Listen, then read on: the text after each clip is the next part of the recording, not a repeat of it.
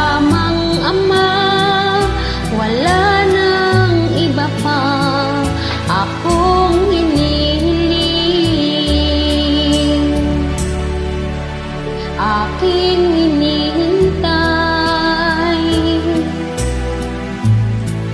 ang iyong pagbabalik, Jesus, ang makapiling kay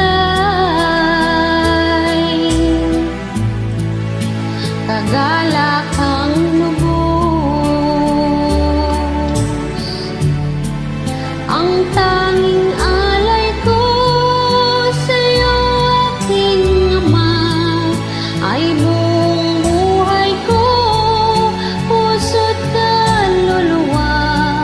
Hindi makaya ng maipagkaloob, mamahaling hiyas, di gintong sinuko.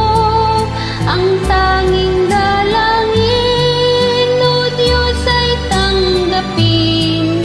Ang tanging alay ko, nawa ay gamitin.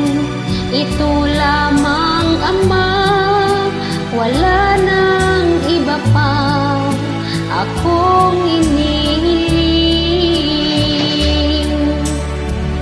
1 Thessalonica 5 verse 18. Palagi kayong manalangin at magpasalamat kayo sa Diyos sa lahat ng pagkakataon, sapagkat ito ang kalooban ng Diyos para sa inyo.